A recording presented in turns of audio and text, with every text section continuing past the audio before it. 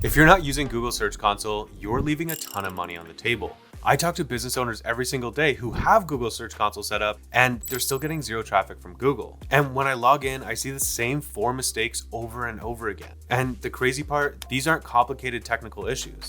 They're simple things that take like 60 seconds to check. So in this video, I'm going to show you the 4 biggest Google Search Console mistakes that 99% of business owners make, and more importantly, how to fix them so you can actually start ranking higher and getting leads from Google. Now, before we dive in, I want to give you something that's going to make this way easier to implement. I put together our complete website audit spreadsheet. This is the exact checklist my team uses to audit every client's website. It walks you through checking your indexing status, finding technical errors, optimizing your pages, and all that stuff. So go grab that from the link in the description right now. It's completely free. What is Google Search Console? All right, so let's start with the basics here, right? Because a lot of people confuse this with Google Analytics. So Google Analytics shows you what people do after they get to your website, like what pages they visited, how long they stayed, if they bought something, any actions that they took. Whereas Google Search Console shows you how they found your website in the first place. So think of it this way. Analytics is like what's happening inside your store, right? Search Console is how many people saw your storefront and decided to walk in.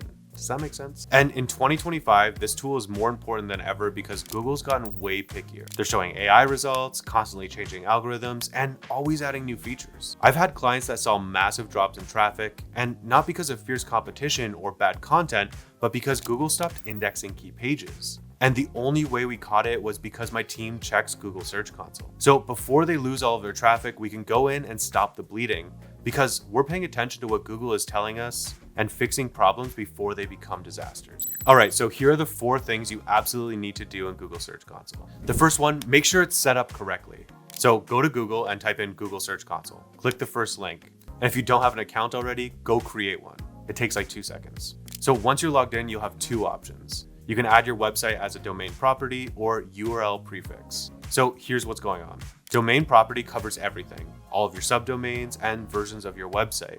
But the URL prefix only covers exactly what you type in. So if you type in the www version, it's only going to track the www version. For most small businesses, domain property is better because you don't want to miss traffic from different versions of your site. Some people might type in www and some people might not. Just follow the steps and verify your domain using the text record verification. The next thing to do is submit your sitemap.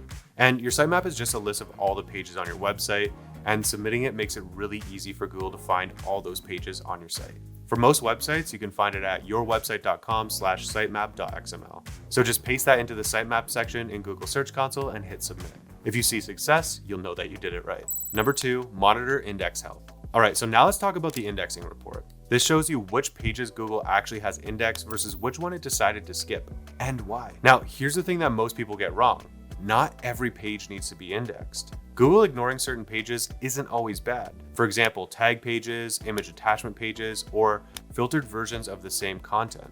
Those don't need to show up in search. But if Google's ignoring important pages like your service pages, core blogs, or landing pages you've optimized and built to rank, that's when you've got a problem. So go through this report and ask yourself, are these pages duplicates or thin content that should stay out of search? Or are they valuable pages that deserve to be indexed? Here are a few status types that you'll see.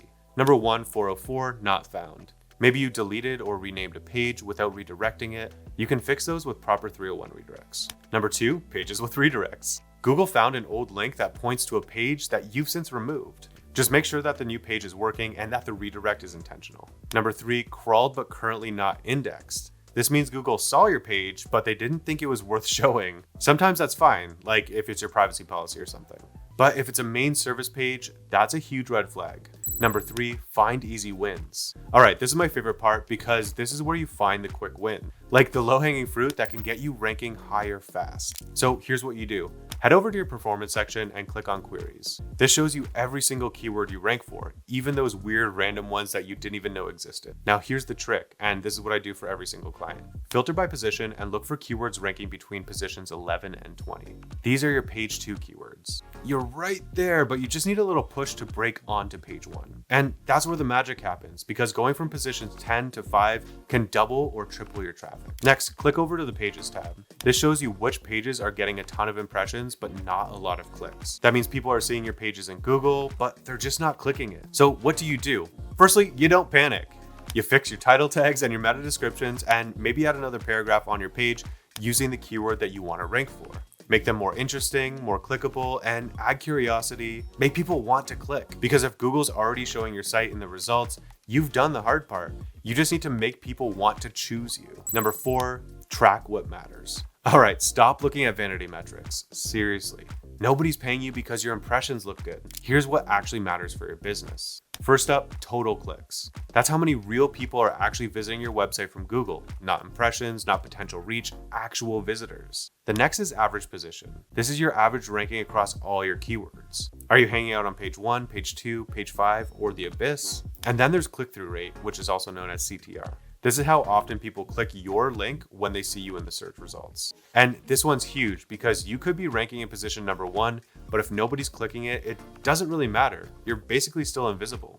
Now here's the key, and this is something a lot of people miss. Use date comparisons. Compare this week to last week, this month to last month, and this year to last year. That's how you see real trends instead of getting emotional over random daily spikes and dips. Personally, I ignore average position and average CTR. What I really care about are clicks and impressions. Both of these should be trending up over time. And here's another big one. We only check reports monthly. Because daily changes are meaningless. You need more data before you make any decisions. Plus, some businesses only get traffic on weekdays, so yeah, weekends are always gonna look bad.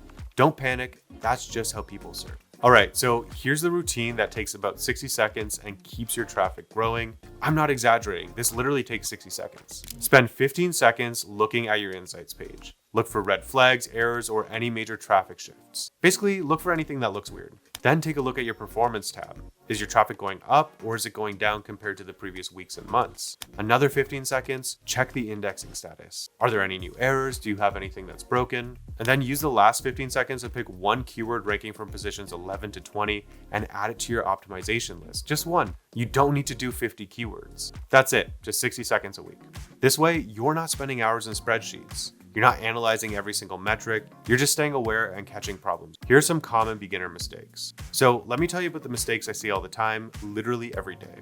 Mistake number 1 is the set and forget approach. You set it up once and never go look at it again. And Search Console is only beneficial if you actually use it. The second mistake is obsessing over daily swings. Your traffic went down 20% yesterday and you're freaking out? Stop. Look at the weekly and monthly trends. Daily stuff doesn't matter. The third mistake is ignoring mobile data. Always check your mobile performance separately, because that's where most of your traffic is probably coming from.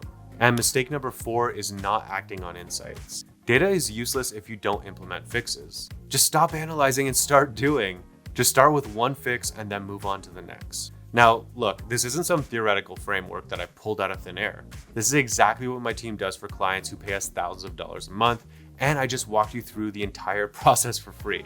Now, remember how I mentioned that you need to actually audit your site and fix those errors? I've put together our complete website audit spreadsheet that my team uses with every single client. This includes the exact step-by-step process for finding indexing issues, fixing technical problems, and optimizing your pages. The same stuff that makes the difference between ranking on page 1 versus getting buried on page 5. And I'm giving this to you completely free. The link is below the video. And if you found this video helpful, make sure to subscribe and I'll see you in the next one. Bye.